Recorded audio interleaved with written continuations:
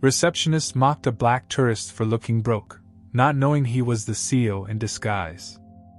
The Pacific wind carried salt and secrets as it swept across the Wild Pines Resort's pristine grounds, where manicured lawns met the rugged Oregon coastline. Through the floor-to-ceiling windows of the lobby, guests in designer athleisure sipped kombucha while watching waves crash against the rocks below. Everything about this place whispered luxury, from the locally sourced bamboo fixtures to the meditation gardens that promised inner peace for $400 a night. Elijah King stood at the edge of the circular driveway, adjusting the frayed shoulder strap of his backpack. The canvas bag had seen better decades, its forest green fabric faded to the color of old moss, with patches of duct tape holding together tears near the bottom. His jeans, deliberately chosen for their worn knees and faded thighs, hung loose on his tall frame. The flannel shirt he wore had come from a thrift store in Portland, authentically weathered, not the expensive kind that cost more to look poor than most people made in a week. He took a deep breath, feeling the familiar weight of purpose settle in his chest. 3 anonymous emails in the past month had painted a troubling picture of this place. Guests with darker skin being assigned inferior rooms despite identical reservations. Latino families mysteriously charged extra fees that white families never saw. Staff making comments just loud enough to sting, quiet enough to deny. Elijah had built his career on believing in second chances and the power of transformation. His company, Serenity Collective, operated 7 boutique wellness retreats across the Pacific Northwest, each one a sanctuary where healing happened without judgment. But if the reports about Wild Pines were true, this place was poisoning the very concept he dedicated his life to protecting. The automatic doors swooshed open, releasing a cloud of lavender-scented air. The lobby stretched before him like a cathedral of calm, soaring ceilings, living walls of succulence, and the gentle sound of water trickling over river stones. At the center sat the reception desk, a curved masterpiece of reclaimed driftwood where 3 staff members in crisp white uniforms attended to guests. Elijah approached the desk, his worn sneakers silent on the polished concrete floor. The nameplate on the leftmost station read, "Bree Daniels, Guest Experience Specialist." She was young, maybe 25, with blonde hair pulled into a precise ponytail and makeup applied with Instagram precision. She was currently helping an elderly white couple, her voice honeyed with professional warmth. "And I've taken the liberty of upgrading your room to ocean view, Mr. and Mrs. Patterson," she was saying, fingers dancing across her keyboard. "Absolutely no charge. We just want to make sure your anniversary celebration is perfect." The Pattersons beamed, gathering their matching Louis Vuitton luggage. As they walked away, Bree's smile flickered like a candle in wind before settling into neutral politeness. Her eyes found Elijah, and he watched something shift in her expression, a subtle hardening around the edges, a nearly imperceptible straightening of her spine. "Next," she called, though he was the only person waiting. Elijah stepped forward, sliding his ID across the smooth surface. "Hi there. I have a reservation under King. I know I'm early for check-in, but I was hoping—" "Excuse me," Bree interrupted, picking up his driver's license with 2 fingers like it might contaminate her. She held it at arm's length, squinting theatrically. "This is you?" The photo showed him clean-shaven in a tailored suit, hair freshly cut, the confident smile of a man who'd never been questioned about his identity in a luxury hotel. The contrast with his current appearance was stark, and that was exactly the point. "Yes, that's me," Elijah said evenly. "I've been hiking the coast for a few days before." "Hiking?" she repeated, loud enough for nearby guests to hear. A middle-aged woman in yoga pants glanced over from the coffee station, her gaze lingering on his backpack before she whispered something to her companion. "With that bag?" Bree's voice carried a note of incredulity that made the word bag sound like an accusation. She set his ID down and began typing with unnecessary force, her acrylic nails clicking against the keys like tiny hammers. "I'm sorry, but check-in isn't until 3 p.m., she announced. "No exceptions. You'll need to wait in the lobby or explore the grounds." She glanced at his clothes again. "Though you might be more comfortable in town. There's a McDonald's about 10 minutes down Highway 101. The suggestion hit like a slap wrapped in silk. Around them, the lobby continued its peaceful hum, the gentle conversations of privileged guests, the soft jazz drifting from hidden speakers, the whisper of bare feet on yoga mats. But Elijah felt the shift in attention, the way conversations quieted as people strained to listen without appearing to eavesdrop. "I understand about the check-in time," he said, his voice steady despite the heat rising in his chest. "I was just hoping to store my bag somewhere safe. Maybe grab a quick shower if there's a day-use room available?" Bree's laugh was bright and sharp. "Day-use room? Sir, this isn't a truck stop. We're a wellness retreat." She emphasized the last two words like she was explaining to a child. "Our spa facilities are exclusively for registered guests who've completed check-in." Behind him, Elijah heard the soft chime of a phone camera. Someone was recording this. Whether for gossip or evidence, he couldn't tell. His hand moved slowly to his jacket pocket, fingers finding his own phone and activating the voice recorder app with practiced ease. "Of course," he said. "I apologize for the confusion. Could you at least confirm that my reservation is in order? I'd hate for there to be any complications later." Bree's fingers flew across the keyboard again, her expression growing more skeptical with each keystroke. "It says here you booked the Garden Harmony Suite. That's interesting. And you paid in full in advance." She looked up at him with naked suspicion. "How exactly did you pay for a $1,500 room?" The question hung in the air like smoke. Around them, the lobby had gone quieter still.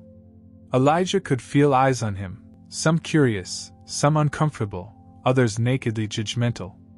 An older man in expensive golf attire whispered something to the woman beside him, and she covered her mouth with her hand, stifling what might have been laughter. "Credit card?" Elijah replied simply. "Uh-huh." Bree's tone suggested this was the most unbelievable thing she'd heard all day. "Well, like I said, check-in is at 3. You can wait outside if you'd like. We have some lovely public beaches nearby." The dismissal was complete, delivered with a smile that didn't reach her eyes. She was already looking past him to the next guest, a woman in designer activewear who'd been waiting with visible impatience. Elijah pocketed his ID and stepped aside, watching as Bree's demeanor transformed instantly. The mechanical politeness melted away, replaced by genuine warmth, as she greeted the next guest with enthusiasm that felt as natural as breathing. "Mrs. Chun, so wonderful to see you again. I have your usual oceanfront suite ready, and I've arranged for that special yoga instructor you requested." The contrast was devastating in its clarity. Elijah moved to a seating area near the window, his backpack earning disapproving glances from other guests, as he settled into a chair designed more for aesthetic than comfort. He pulled out a worn paperback, a prop he'd brought for exactly this purpose, and pretended to read while his mind catalogued every detail of the interaction. The voice recording on his phone captured it all: Bree's tone, her suggestions about McDonald's and public beaches, the way she'd questioned his ability to afford the room. But it was the things that couldn't be recorded that told the real story: the looks from other guests, the assumptions written in their expressions, the casual cruelty of treating someone as less than human because of how they looked. As he sat there, ignored and dismissed, Elijah felt the familiar fire that had driven him to build his business from nothing. But this time, it burned colder, more focused. He'd come to Wild Pines hoping the reports were exaggerated, that perhaps a few bad actors needed coaching rather than consequences. Now he knew better. Now he had work to do. The Garden Harmony Suite turned out to be anything but harmonious. Tucked away in the resort's back corner, Elijah's room faced a maintenance area where dumpsters sat beside a chain-link fence. The garden view consisted of overgrown shrubs and a glimpse of the employee parking lot. He'd paid the same rate as guests with sweeping ocean vistas, yet his accommodations felt deliberately punitive. Elijah set his backpack on the small desk and pulled out a notebook that looked as weathered as everything else he carried. But beneath its battered cover lay pages of meticulous observations, and now he had a base of operations to continue his investigation. At 3:47 p.m., he positioned himself in the lobby's reading nook, strategically hidden behind a decorative pillar that offered clear sight lines to the front desk. The afternoon shift brought a fresh wave of arrivals, and Bree Daniels continued her performance with Academy Award precision. A family of 5 approached the desk, the Gonzalez family, based on the name he could overhear. The parents spoke softly to each other in Spanish while their 3 young children fidgeted with excitement. They'd clearly saved for this trip, their modest clothing clean and carefully chosen, their luggage mismatched but functional. Bree glanced up from her computer with the expression of someone forced to handle an unpleasant task. No warm greeting, no welcoming smile. She processed their reservation with mechanical efficiency, her voice flat and professional in a way that somehow felt aggressive. "Your rooms are in the Serenity Wing," she announced, sliding 2 keycards across the desk without making eye contact. "Breakfast is from 7 to 10 in the main dining room. Pool closes at 9 p.m. sharp. Any damages will be charged to your card on file."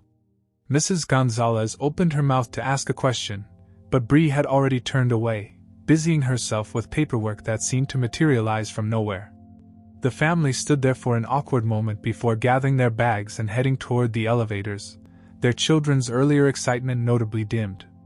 Elijah made careful notes in his journal, documenting the stark difference in service. He'd witnessed Bree spend nearly 10 minutes with the Patterson couple, offering upgrades and restaurant recommendations with genuine enthusiasm. The Gonzalez family received less than 2 minutes of bare minimum service. 20 minutes later, a solo traveler approached the desk, a young Asian American woman in business attire, likely in her early 30s. She moved with the confident stride of someone accustomed to professional environments, her rolling suitcase gliding silently across the lobby floor. "Hi, I'm checking in under Sarah Kim," she said, presenting her ID and phone confirmation screen with practiced efficiency. Bree's fingers flew across the keyboard, her brow furrowing with theatrical concern. "Oh, I see there's an issue here. It looks like you canceled and rebooked this reservation yesterday, which triggered our late cancellation policy. There's an additional fee of $150. Sarah's confident expression wavered. "I'm sorry, but I never canceled anything. I booked this 3 weeks ago and haven't made any changes.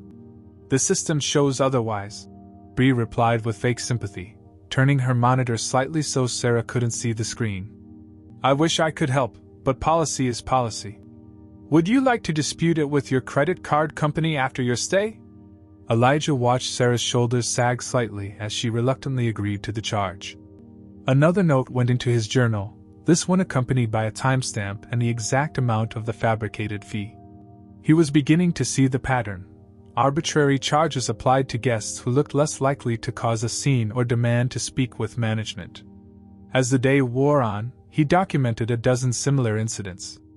A young black couple was told their ocean view room had plumbing issues and was downgraded to a garden view without compensation. An elderly white man with a similar room was offered a complimentary upgrade to a suite when his air conditioning made a minor noise. The patterns were subtle enough to maintain plausible deniability, but consistent enough to reveal their true nature. This wasn't random per service. It was systematic discrimination wrapped in corporate politeness. During his evening observations, Elijah noticed a custodial worker methodically cleaning the lobby's glass surfaces. The man was older, maybe 55, with graying temples and the careful movements of someone who took pride in his work despite being largely invisible to the guests around him. When the lobby emptied during dinner hour, Elijah approached him. "Excuse me, I'm sorry to bother you while you're working." The man looked up, surprised. Most guests acted like he was part of the furniture. "No bother at all. I'm Noah. Something I can help you with." "I'm Elijah. I was wondering, I'm new here and trying to get a feel for the place. You've probably seen how things really work around here, right?" Noah glanced around nervously before leaning his cleaning cart closer. "You seem like good people," he said quietly. "But I'll tell you what, some folks around here treat guests like walking wallets. All depends on what you look like and how much money they think you got. Have you seen complaints about it?" "Complaints?" Noah let out a bitter laugh. "Sure, I've seen 'em. Filed away real quick, usually. Turns out the front desk manager who handles those complaints is Bree's cousin. Funny how that works. Elijah felt pieces clicking into place. Her cousin? Marcus Daniels. Hired Bree himself about a year ago. Since then, this place has gone downhill fast for anyone who doesn't fit their picture of the right kind of guest. They talked for another 10 minutes, Noah sharing stories that made Elijah's jaw clench with suppressed anger. The fake charges, the mysterious room downgrades, the way certain guests were steered away from the best amenities. It was all coordinated, all protected by family connections and willful blindness from upper management. As Noah wheeled his cart away, he turned back. You planning to stay long? Just long enough, Elijah replied. That night, alone in his deliberately inadequate room, Elijah compiled his notes by lamplight.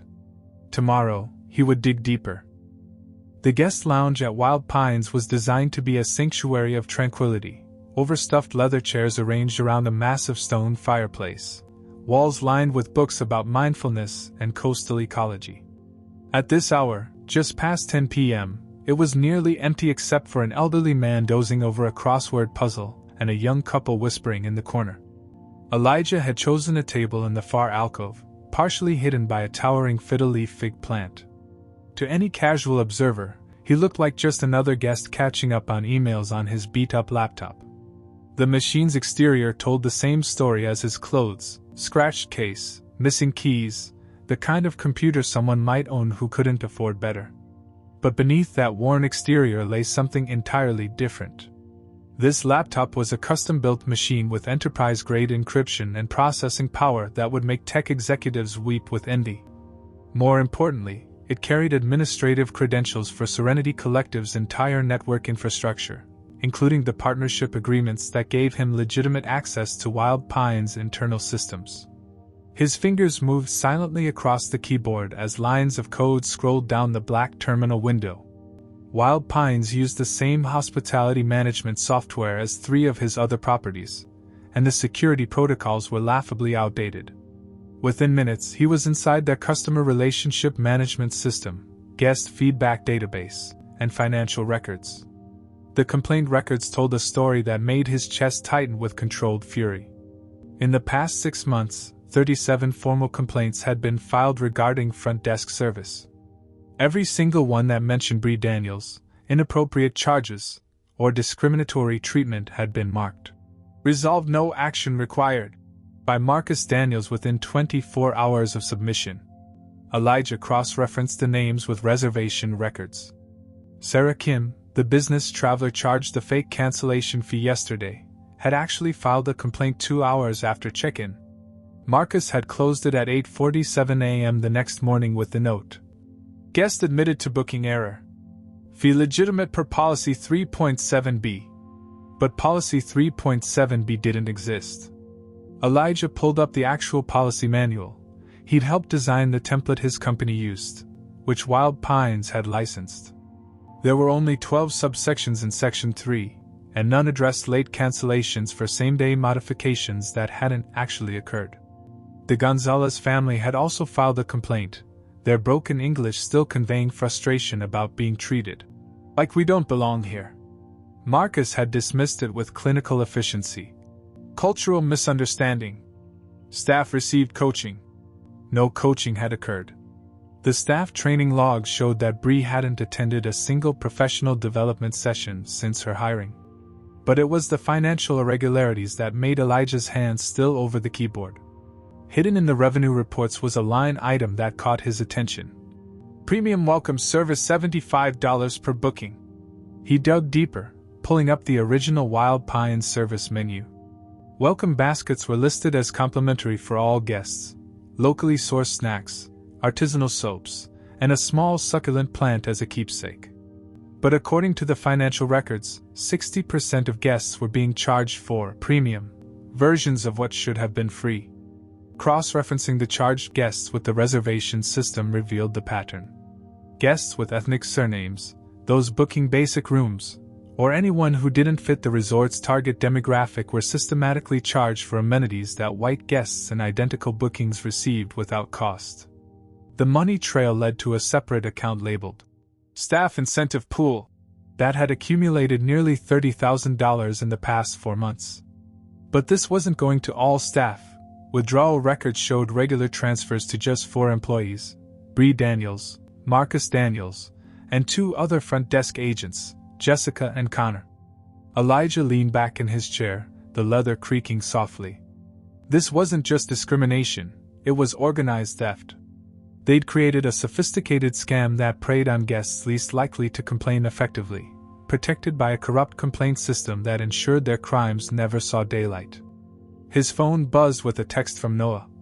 Bree and her crew having their break in staff lounge, counting money and laughing about something.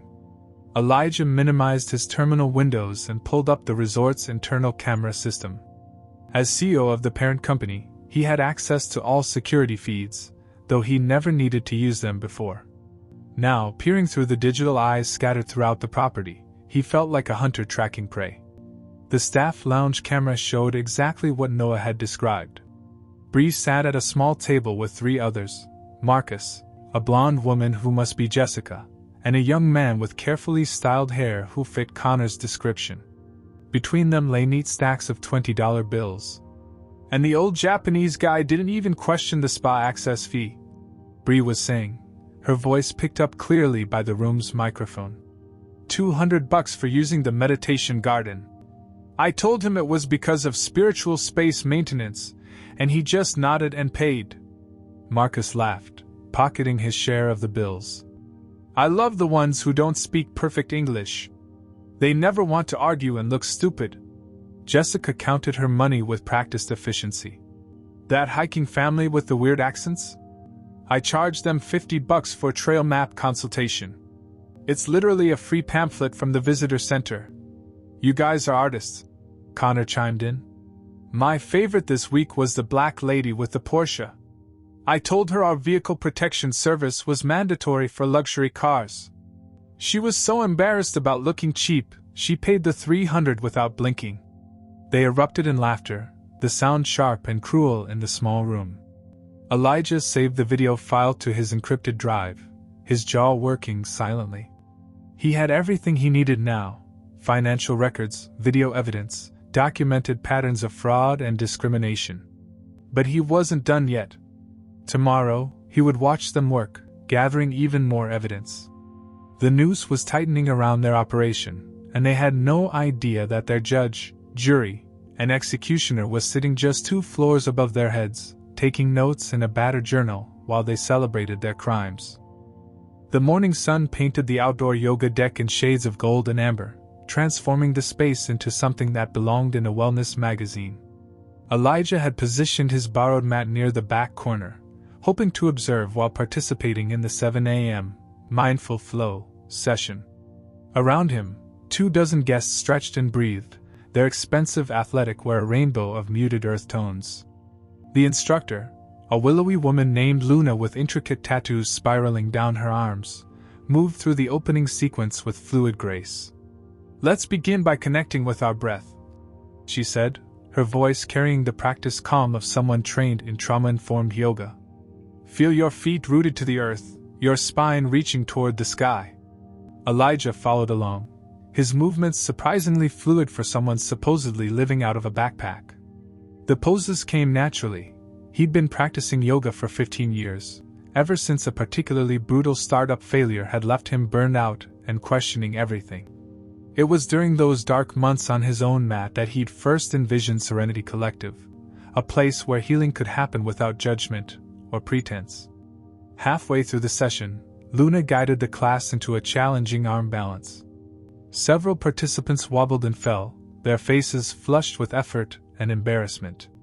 A middle-aged man beside Elijah muttered a curse as he toppled sideways, his frustration obvious. Remember, Luna called out, this isn't about perfection. It's about showing up with compassion for yourself. But Elijah noticed the man's breathing had become shallow and rapid, his movements increasingly jerky. Classic signs of activation, the nervous system's fight-or-flight response triggered by perceived failure. Without thinking, Elijah leaned slightly toward him. Try lengthening your exhales, he said quietly, his voice barely audible over the ocean breeze. 4 counts in, 8 counts out. The extended exhale activates your parasympathetic nervous system and helps regulate emotional flooding. The man blinked, following the breathing pattern. Within moments, his shoulders dropped and his movements became more controlled. He managed the pose on his next attempt, offering Elijah a grateful nod. But Luna had stopped moving entirely. She stood frozen in Warrior 3, staring at Elijah with an expression of startled recognition. Her eyes narrowed slightly as she processed what she just heard, not just the advice, but the precise language, the specific terminology that wasn't common knowledge outside professional circles. That's exactly what EK writes about in Sanctuary Within, she said slowly, referencing the book that had become a Bible in trauma-informed wellness circles. The author talks about how traditional yoga often re-traumatizes people by focusing on achievement rather than regulation. Elijah felt a chill that had nothing to do with the ocean breeze. Sanctuary Within was his book, published under his initials to avoid the ego-driven wellness guru trap. Luna was quoting his own words back to him, and the recognition in her eyes suggested she wasn't just a casual reader. "I've read that book a dozen times," she continued, her gaze still fixed on him. "The author revolutionized how we think about somatic healing in group settings. Your phrasing just now, it was almost like hearing his voice." Elijah forced his expression to remain neutral, even as his heart rate spiked. "Good book," he said simply. "I picked up a copy at a used bookstore somewhere." Luna nodded slowly, but her eyes never left his face. She guided the class through the final poses, but Elijah could feel her attention returning to him repeatedly. When they reached Savasana, he lay still and tried to calculate how much of his cover had just been blown. After class, he gathered his borrowed mat quickly, hoping to escape before Luna could corner him with questions. But she was already approaching, her expression curious and slightly confused. "I'm sorry, but I have to ask, do you work in wellness? Your understanding of nervous system regulation is really sophisticated. Just interested in the subject," Elijah replied, shouldering his backpack. "Thanks for the class." He walked away before she could respond, but he felt her eyes following him all the way to the elevator. 2 hours later, seeking refuge and Wi-Fi for his continued investigation, Elijah settled into a corner table at the resort's organic cafe. The space buzzed with the quiet energy of affluent guests discussing meditation retreats and juice cleanses over $16 smoothie bowls. He opened his laptop and pulled up the financial spreadsheets he'd downloaded the night before, cross-referencing the fraudulent charges with guest demographics. The numbers told a damning story. Guests with traditionally black names were 340% more likely to be charged bogus fees than those with Anglo names. Latino guests faced a 280% increase in mysterious surcharges. The pattern was so consistent it couldn't possibly be coincidental. Well. Elijah looked up to find Bree Daniels standing beside his table, a coffee cup in one hand and a satisfied smirk on her face. She changed out of her uniform into designer jeans and a crop top that probably cost more than some guests' entire vacation budget. "If it isn't our mysterious hiker," she said, gesturing toward his laptop screen with obvious amusement. "Those are some pretty serious spreadsheets for someone who supposedly lives in a tent." Elijah minimized the windows calmly, meeting her gaze without flinching. "Research project for school." "School?" Bree laughed, the sound sharp and mocking. "Right. And what school would that be? The University of Looking Homeless while secretly having money?" She leaned closer, lowering her voice to a stage whisper that nearby tables could still hear. "You know what I think? I think you're a little too comfortable for someone who looked like he crawled out of a dumpster 2 days ago. That laptop, the way you carry yourself, even your teeth are too nice for someone who supposedly hitchhikes around with everything he owns in a garbage bag." The insult hit like a physical blow, not because it hurt him personally, but because of the casual cruelty behind it. This was how she saw people she deemed beneath her, as entertainment, as objects to mock for sport. "I mean, don't get me wrong," she continued, her voice dripping with fake concern. "I'm sure you have your reasons for the whole homeless chic thing. Maybe it's some kind of social experiment. Or performance art? Very trendy these days. Elijah saved his work methodically, closed the laptop, and stood. The cafe had gone quiet around them, other guests pretending not to listen while hanging on every word. He could see phones being discreetly positioned to record what looked like developing drama. You might be right, he said simply, slinging his backpack over his shoulder. Bree's eyes lit up with triumph. I knew it. So what's the real story? Trust fund kid playing at being poor? Instagram influencer doing some kind of poverty challenge? Elijah looked at her for a long moment, memorizing the satisfied cruelty in her expression, the way she fed off humiliating others.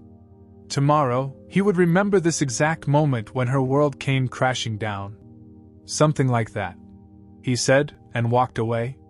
Behind him, Bree laughed again, already turning to share her victory with a nearby table of equally vapid friends. She had no idea that the man she just mocked owned every stick of furniture she was sitting on, every paycheck she'd ever received from this place, and soon, every piece of evidence needed to end her career forever. Monday morning arrived gray and drizzling, the kind of Pacific Northwest weather that made even paradise feel melancholy.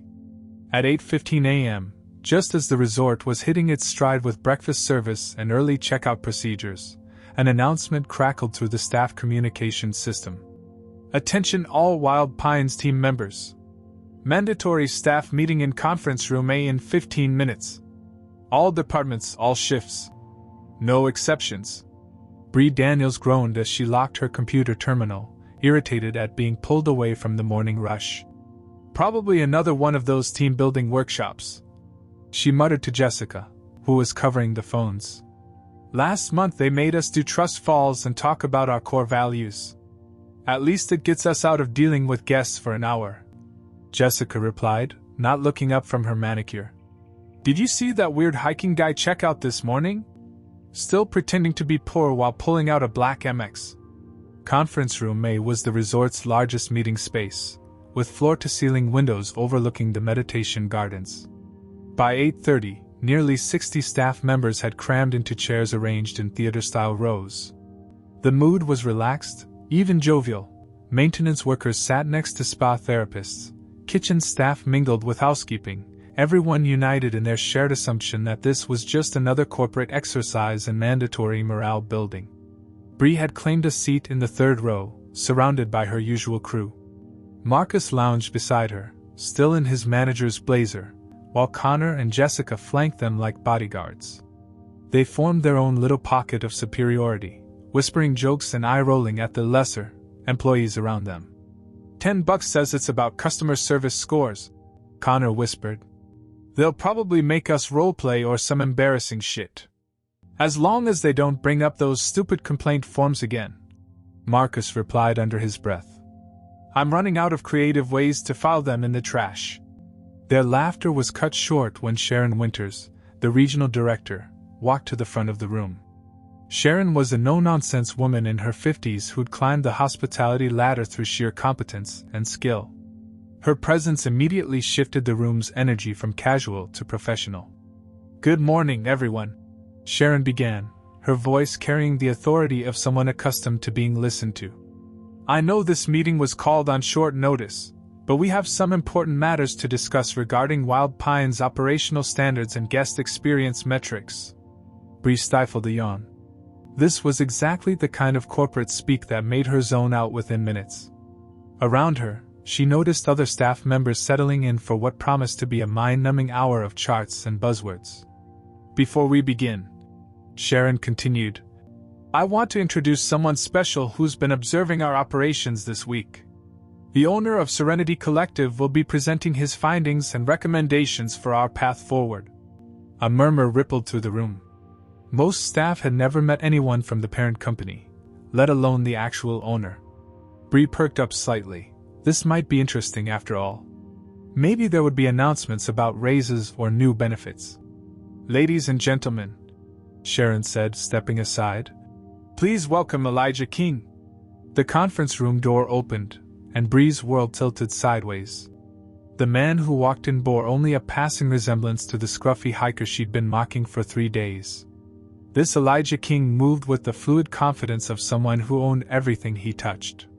His charcoal suit was expertly tailored, his shoes Italian leather, his bearing that of a man who commanded boardrooms and closed million-dollar deals before lunch.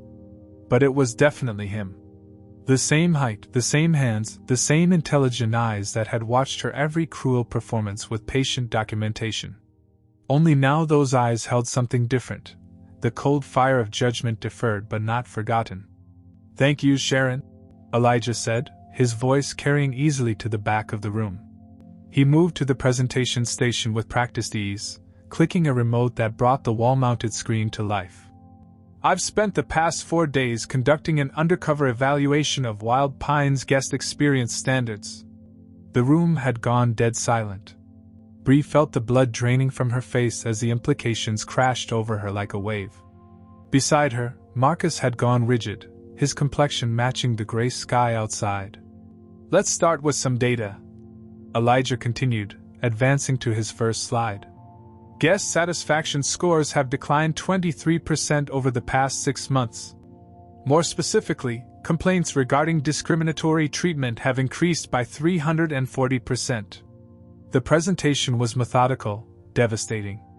Chart after chart revealed the patterns Bree had thought were invisible, the racial disparities in service quality, the mysterious charges that seemed to target specific demographics, the systematic deletion of complaint records. "Now I'd like you to hear some actual guest experiences," Elijah said, his finger hovering over the remote. "These recordings were made by a guest during his stay here this week." Bree's voice filled the room, tinny but unmistakable. "This is you? Hiking? With that bag?" The cruel laughter that followed her words echoed off the conference room walls. Around her, Bree felt 60 pairs of eyes turning toward her section, some confused, others dawning with horrified understanding. But Elijah wasn't finished. More recordings followed. Her McDonald's comment, the fake cancellation fee scam, Connor's vehicle protection service, Con, Jessica's trail map fraud. The staff lounge video played next, showing all 4 of them counting stolen money while mocking the guests they'd robbed.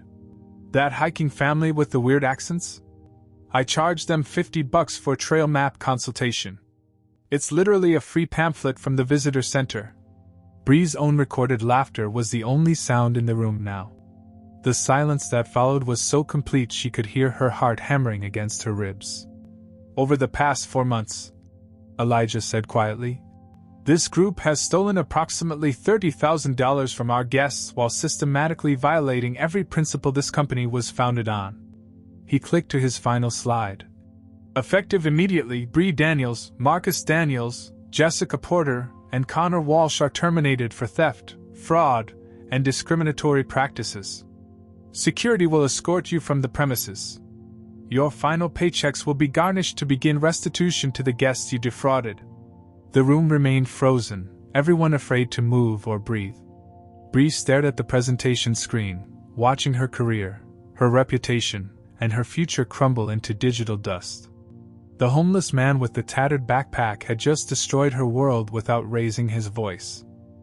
1 month later, the morning sun painted Wild Pines Resort in the same golden hues, but everything else had changed. The transformation wasn't visible in the architecture or landscaping. Those remained as pristine as ever.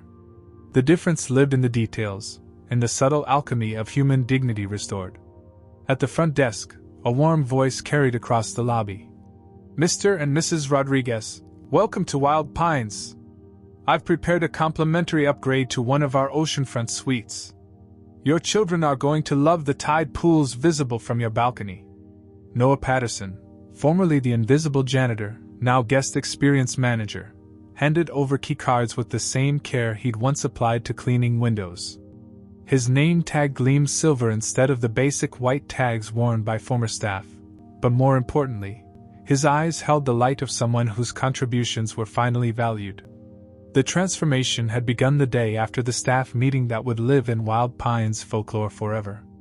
Elijah had spent 18 hours in emergency sessions with regional management, HR directors, and legal teams. The swift terminations were just the beginning, A comprehensive overhaul required surgical precision and unwavering commitment. Mandatory anti-bias training became the foundation, but not the superficial corporate workshop variety that checks boxes without changing hearts. Elijah brought in Dr. Amara Williams, a renowned expert in hospitality equity, who spent 2 weeks with every employee from housekeeping to management. The sessions were uncomfortable, necessary, and transformative. Bias isn't about being a bad person, Dr. Williams had explained during the opening session. It's about recognizing the unconscious patterns we all carry and choosing to do better. Every guest who walks through these doors deserves to feel welcomed, valued, and respected, not judged by their appearance or assumed financial status. The financial reforms were equally comprehensive. All charges were now transparently listed on the website, with multilingual explanations available at check-in. The staff incentive pool that had enabled the fraud was dissolved, replaced with performance bonuses tied to genuine guest satisfaction scores and peer nominations for exceptional service. But perhaps most significantly, the resort's hiring and promotion practices underwent radical revision. Noah's elevation to management wasn't tokenism. It was recognition of his 15 years of institutional knowledge and genuine care for guest experiences. He'd been promoted over 3 external candidates with fancy degrees and no soul. Maria Santos, a formerly overlooked housekeeper who spoke 4 languages, now led the resort's new cultural liaison program. She worked with international guests to ensure their specific needs were understood and met, transforming what had been a source of discrimination into a competitive advantage. Jamal Washington, a maintenance worker who'd quietly fixed problems before guests even noticed them, became the Director of Guest Advocacy, a new position tasked with proactively identifying and resolving service issues before they became complaints. 3 weeks after the firings, Elijah had published a detailed account on Serenity Collective's website. The post, titled, "When Paradise Needs Healing, a CEO's Journey Through His Own Company's Failures," went viral within hours. He didn't name specific individuals or resort locations, but he shared everything else: his undercover experience, the systematic discrimination he'd witnessed, the financial fraud that had enriched staff at guests' expense. Most importantly, he detailed every step of the transformation process, making it a blueprint for other hospitality companies facing similar challenges. "I could have quietly fired the bad actors and moved on," he wrote. "But real change requires transparency, accountability, and the humility to admit when our systems have failed. This isn't just about punishing wrongdoing, it's about building something better from the foundation up." The response was overwhelming. Other hotel chains reached out seeking consultation. Hospitality schools requested permission to use the case study in their curricula. Guest satisfaction scores at Wild Pines had climbed to all-time highs, with particular praise for the staff's genuine warmth and cultural competency. Now, walking the familiar beach path in his worn jeans and comfortable sneakers, Elijah carried the same battered notebook that had documented the resort's darkest period. But today's pages contained different observations: guest testimonials about feeling truly welcomed, staff suggestions for further improvements, ideas for expanding the advocacy program to other properties. The sun was setting, painting the Pacific in shades of amber and rose. Behind him, Wild Pines hummed with the authentic energy he'd always envisioned for his properties. Guests from dozens of backgrounds sharing the same sunset, children of all colors building sandcastles together, staff members who took pride in creating genuine moments of joy. A young family walked past, their children chattering excitedly about the tide pool exploration they'd scheduled with Maria for tomorrow. The parents, he recognized them as the Gonzalez family who'd been so coldly dismissed a month ago, nodded and smiled as they passed. They didn't recognize him, which was exactly right. He wasn't here as a CEO today, just as someone who'd learned that the most powerful changes often happen quietly, person by person, choice by choice. He'd started this journey believing in second chances and transformation. The past month had tested that faith in ways he'd never imagined, but it had also proven something profound: that even broken systems could be healed when people chose courage over comfort, transparency over self-protection. Elijah opened his notebook to a fresh page and began writing tomorrow's agenda. There were 6 more properties to visit, and he had a feeling some of them might require a man with a tattered backpack to show up unannounced. Sometimes, the best way to change a place is to arrive as no one at all.